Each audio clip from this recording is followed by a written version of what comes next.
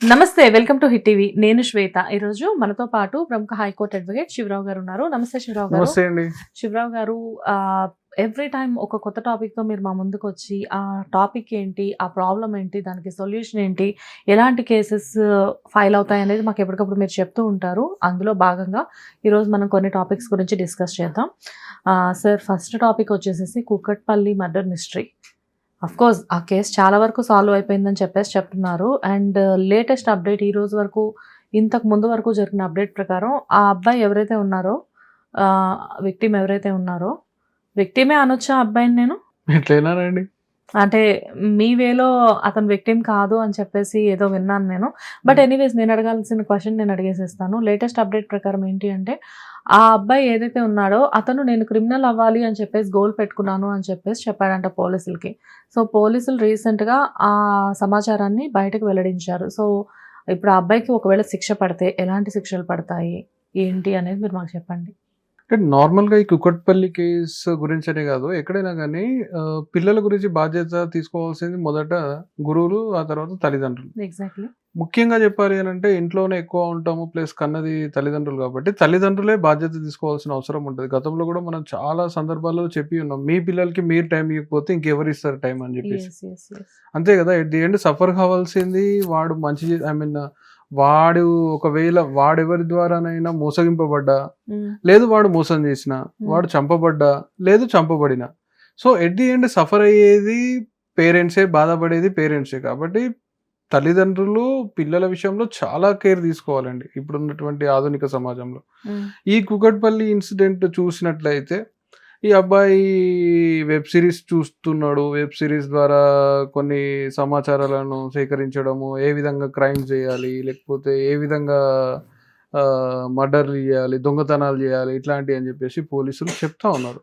But ఏంటి అని అంటే, ఈ విషయంలో ఈ కుకట్పల్లి విషయంలో మనం గనుక ఒకసారి డీప్‌గా చూసినట్లయితే, ఇక్కడ కొన్ని అంశాలను పరిగణలోకి తీసుకోవాల్సిన అవసరం ఉంది.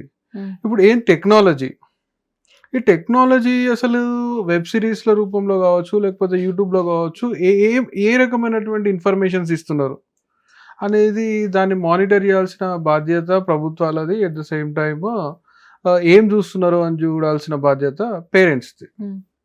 సో ఇక్కడ మీరు అడుగుతున్న క్వశ్చన్ ఏంటి, శిక్షలు ఏ విధంగా పడతాయి అని చెప్పేసి. బికాజ్ ఏంటి అంటే సార్, మైనర్ అనే కదా. ఆ. ఇప్పుడు ప్రతి ఒక్క వ్యక్తి గమనించాల్సిన విషయం ఏంటి అని అంటే, ఇక్కడ నార్మల్గా జువెనైల్ జస్టిస్ యాక్ట్ అనేది ఇక్కడ వర్తింపజేస్తారు ఈ అబ్బాయికి. ఈ యాక్ట్ లో ఏంటి అని అంటే, ఈ అబ్బాయి 14 సంవత్సరాలే ఉన్నాడు అని చెప్పేసి చెప్తున్నారు. అంటే ఇది జువెనైల్ జస్టిస్ యాక్ట్ లో ఏంటి అని అంటే 16 సంవత్సరాల వరకు ప్లస్ 16 సంవత్సరాల నుంచి 18 సంవత్సరాల వరకు ఈ విధంగా క్లాసిఫికేషన్స్ ఉంటాయి అన్నమాట. సో అప్ టు 16 ఇయర్స్ ఏంటి అని అంటే వాళ్ళకి శిక్షలు పెద్దగా పడే అవకాశాలు ఉండవు. 3 సంవత్సరాల వరకు వాళ్ళని హోమ్‌లో పెడతారు. వాళ్ళని క్రిమినల్స్‌గా, లేకపోతే వాళ్ళని ఏదో నేరస్తుడుగా మాత్రం ఇక్కడ ఈ జువెనైల్ జస్టిస్ యాక్ట్‌లో చూడరు. వాళ్ళు ఏంటి అని అంటే వాళ్ళకి ఏంటంటే ప్రిలిమినరీ అసెస్మెంట్స్, అంటే వాళ్ళు ఏ విధంగా చేశారు, వాళ్ళ మైండ్ సెట్‌లో ఎలా ఉంది, మానసిక నిపుణులతోని వాళ్ళని ట్రైన్ చేయడము, తద్వారా వాళ్ళకి ఏం ప్రాబ్లమ్స్ ఉన్నాయో కనుక్కోవడము, అసలు వాళ్ళ మైండ్ సెట్ ఏ విధంగా ఉంది, ఈ విధంగా వాళ్ళని ట్రైన్ చేయడము. అంటే ఇప్పుడు నార్మల్గా క్రైమ్స్లో మనకు చూసినట్లయితే క్లాసిఫికేషన్ ఆఫ్ క్రైమ్స్ చూస్తే హీనియస్ క్రైమ్స్ ఉంటాయి, నాన్ హీనియస్ క్రైమ్స్ ఉంటాయండి. ఇప్పుడు హీనియస్ క్రైమ్స్ ఏంటి, ఇప్పుడు మర్డర్ కానీ, రేప్ కానీ ఏంటి అని అంటే అబోవ్ 7 years పనిష్మెంట్స్ ఉన్న వాటిని మనం హీనియస్ క్రైమ్స్గా చూస్తాము. సో ఇది హీనియస్ క్రైమ్స్. ఒకవేళ ఇది హీనియస్ క్రైమ్ కాకపోయి ఉంటుంటే కనుక 14 సంవత్సరాల అబ్బాయి కాబట్టి ఆ అబ్బాయికి మనము పెద్దగా శిక్ష పడేది అంటే హోమ్లో కూడా ఉంచేటువంటి ఇది ఏమి ఉండదు. ఏంటి అని అంటే సింపుల్గా ఏం చేస్తారు, అబ్బాయిని వాళ్ళ పేరెంట్స్ అబ్జర్వేషన్లోనే పెట్టి అబ్జర్వేషన్ చేస్తూ వాళ్ళని చూస్తూ ఉండే పరిస్థితి. బట్ ఇక్కడ ఏంటి అని అంటే ఖచ్చితంగా హోమ్కి పంపిస్తారు. హోమ్ అంటే పర్టికులర్గా ఇప్పుడు జువెనైల్ జస్టిస్ బోర్డుకి సంబంధించి ఒక హోమ్స్ ఉంటాయి అన్నమాట వాళ్ళకి. ఆ హోమ్లో వాళ్ళే చదివిస్తూ ఉంటారు. 3 years అక్కడ ఉంచి ఆ తర్వాత వాళ్ళకి మానసిక ప్రవర్తన ఇవన్నీ మెరుగ్గా చేసి వాళ్ళని మళ్ళీ విడుదల చేయడం జరుగుతుంది. అంటే విడుదల అని కూడా అనడానికి లేదు, వాళ్ళ దగ్గర పర్యవేక్షణలో పెట్టుకుంటారు. ఓకే. బట్ బయటకు వచ్చిన తర్వాత కూడా వాళ్ళు ఇంత వాళ్ళు ఇలానే క్రిమినల్స్ గా బిహేవ్ చేస్తే అప్పుడేంటి పరిస్థితి మరి? అట్లా అంటే ప్రతి ఏ క్రైమ్‌లో అయినా అట్లాగే ఉంటది గదండీ. ఇప్పుడు అట్లా అంటే ప్రతి ఒక్క ఖైదీని తీసుకుపోయి జైల్‌లో పెట్టి ఇక వాడికి లైఫ్ టైమ్ ఇయ్యాల్సిందే. ఇక మరి బయటికొచ్చినాక అట్లా చేస్తాడు అన్న అనుమానం మీకుంటే.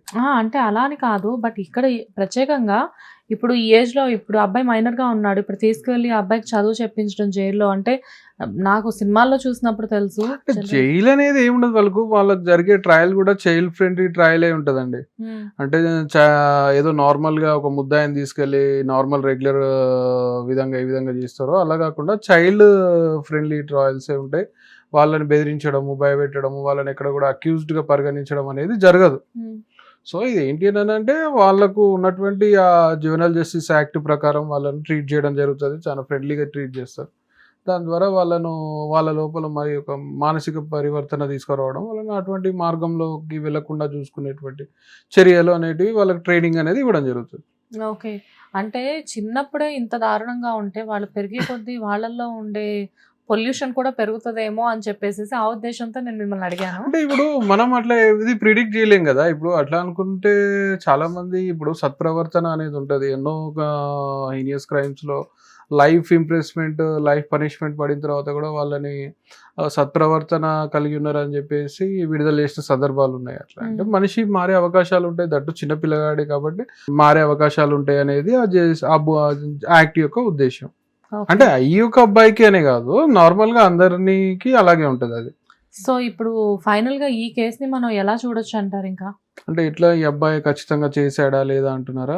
డెఫినెట్ గా అంటే ఖచ్చితంగా చేశాడు అనడానికి చాలా ప్రూఫ్స్ ఉన్నాయి. అందుకే కదా శిక్ష కూడా పడుతుంది. ఇప్పుడు శిక్ష అని మళ్ళీ అనడానికి లేదు. అదే శిక్ష అంటే మీ భాషలో జేజేజే అని చెప్పారు కదా. జువెనైల్ జస్టిస్ యాక్ట్ శిక్ష అనేది ఏమి ఉండదు. కాకపోతే చేశాడా లేదా అనేది ఇప్పుడు నార్మల్ గా క్రిమినల్ ప్రాక్టీస్ లో మనం చూసినట్లయితే అంటే అతను కూడా ఒప్పుకున్నాడు కదా. ఇప్పుడు క్రిమినల్ ప్రాక్టీస్ లో ఎట్లా అంటే నార్మల్ గా ఏదైనా క్రిమినల్ ప్రాక్టీస్ లో ఎట్లా ఉంటుందంటే ఫస్ట్ ఎఫ్ఐఆర్ చేస్తారు క్రైమ్, ఆ తర్వాత ఐపీసీ కానీ లేకపోతే బిఎన్ఎస్ ఇప్పుడు ఉన్నటువంటి సెక్షన్స్ లాంచ్ చేస్తారు. ఆ తర్వాత అరెస్ట్ ప్రొసీజర్ ఉంటుంది, ఆ తర్వాత వాళ్ళకి బెయిల్ ఉంటుంది, ఆ తర్వాత మళ్ళీ చార్జ్ షీట్ వేయడము, ట్రయల్ కండక్ట్ చేయడము, ఆ ట్రయల్లో గిల్టీ అని ప్రూవ్ అయితే అప్పుడు పనిష్మెంట్స్ ఉంటాయి. ఇప్పుడు నార్మల్గా ట్రయలే కండక్ట్ చేయకుండా ఈ అబ్బాయి శిక్ష అంటే ఈ అబ్బాయి హత్య చేశాడా అని చెప్పేసి ఒక నిర్ధారణకు రావడం కూడా కరెక్ట్ అయిన పద్ధతి కాదు. ఎందుకని అంటే నార్మల్గా మొదట్లో ఏంటి అంటే పోస్ట్ మార్టం రిపోర్ట్స్లో 25 సంవత్సరాలు అంటే మన 25 సంవత్సరాల వ్యక్తి పొడిచిండు అని చెప్పేసి ఒక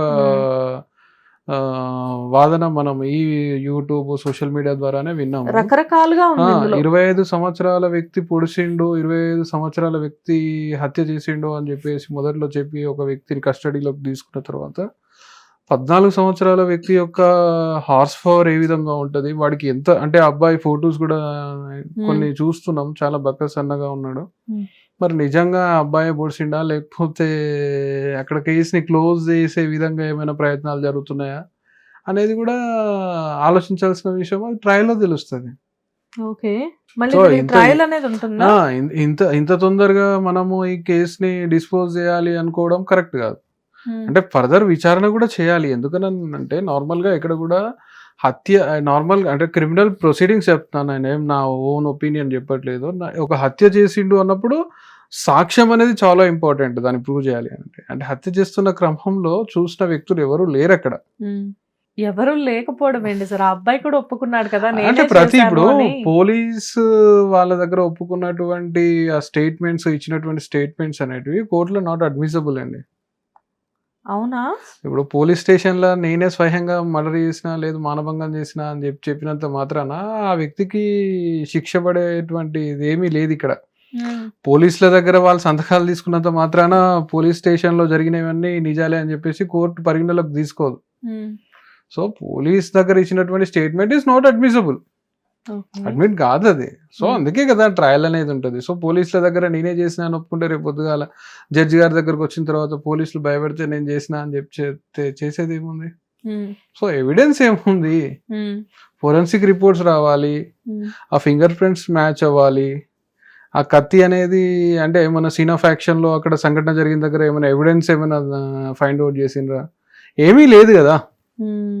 సో ఇవన్నీ పరిగణలోకి తీసుకోవాలి. ఒకవేళ మైనర్ వ్యక్తి 14 సంవత్సరాల వ్యక్తి ఒక మర్డర్ చేసినప్పుడు ఎలాంటి శిక్షలు ఉంటాయి అంటే జువెనైల్ జస్టిస్ యాక్ట్ ద్వారా శిక్షలు ఉంటాయి.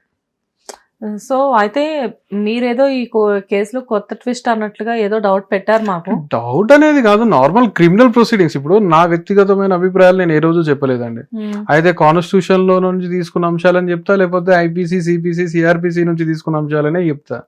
సో ఏంటి అని అంటే ఒక వ్యక్తి క్రిమినల్ ప్రొసీడింగ్స్ లో ఒక వ్యక్తి చంపిండు అని అన్నప్పుడు దానికి కావాల్సినటువంటి ఆధారాలు ఏంటి, సాక్ష్యాలు ఏంటి అనేటివి నేను వాటి గురించి చెప్పినాను అంతే. ఇప్పుడు ఎవరైనా చూసిండ్రా, లేకపోతే ఏదైనా ఫుటేజ్ ఉందా, లేకపోతే ఎవరైనా అంటే ఏ విధంగా ట్రేస్ చేసిర్రు ఆ అబ్బాయిని, ఇప్పుడు ఏదో లెటర్ రాసుకున్నాడు అంటే ఆ లెటర్ లో ఎక్కడ చంపుతా అని రాయలేదు.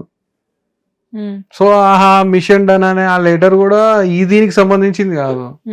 సో ఆ వ్యక్తి ఆ అబ్బాయి చంపడం ఎవరైనా చూసిండ్రా? సో వాళ్ళకి ఎలా తెలుసు? ఈ అబ్బాయి చెప్పిండు అంటున్నారు. ఇప్పుడు బ్యాట్ గురించి జరిగింది ఇది అని చెప్తున్నారు ఒకసారి.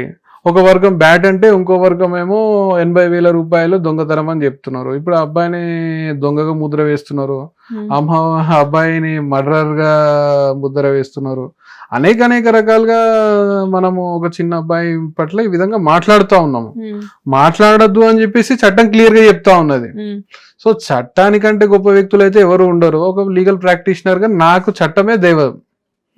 సో నాకు చట్టం ఏది చెప్తే నేను దాని గురించి ఇక్కడ మాట్లాడతా, ఎక్కడైనా మాట్లాడతా. రైట్ సార్, చూద్దాము. లైక్ అంటే ఈ కేసు గురించి చాలా మందికి చాలా రకాల డౌట్స్ ఉన్నాయి, కానీ అయిపోయింది, కేసు క్లోజ్ అయిపోయింది ఆల్మోస్ట్ అనుకుంటున్న సందర్భంలో మీరు ఇచ్చిన చిన్న క్లూస్ కావచ్చు, వేరే ఇన్ఫర్మేషన్స్ కావచ్చు. సో వీటన్నిటిని దృష్టిలో పెట్టుకొని సో ముందు ఏం జరుగుతుందో చూద్దాము. But anyways thanks for the information. Thank you so much. Thank you. Hit TV app, ఇందులో short news, live news, entertainment shows, movies, digital magazines తో పాటు మీ జిల్లా వార్తలను కూడా ఫ్రీగా చూడొచ్చు. ఇంకెందుకు ఆలస్యం, వెంటనే హిట్ టీవీ యాప్ ని డౌన్లోడ్ చేసుకుని ఫ్రీగా ఎంటర్టైన్మెంట్ పొందండి. Hit TV app. Hit TV app. Please download hit TV app. Hit TV app ని ఫ్రీగా డౌన్లోడ్ చేసుకుని ఎంజాయ్ చేయండి. మీకు నచ్చిన ఎంటర్టైన్మెంట్ కోసం హిట్ టీవీ యాప్ ని ఫ్రీగా డౌన్లోడ్ చేసుకుని ఎంజాయ్ చేయండి. హిట్ టీవీ యాప్ ని డౌన్లోడ్ చేసుకుని ఆస్వాదించండి, ఆశీర్వదించండి. ఇంతమంది సెలబ్రిటీలు హిట్ టీవీ యాప్ ని డౌన్లోడ్ చేసుకోండి అని చెప్తున్నారంటే ఎంత మంచి యాప్ ఆలోచించండి. అమెరికాలో చదవాలనుకునే వాళ్ళకి విశ్వసనీయమైన పేరు మన శౌర్య కన్సల్టెన్సీ. UK లో 1 year masters, UK లో 1 year masters, 2 years work permit up to 5 years visa. Contact Saurya Consultancy. Contact 89851 89851.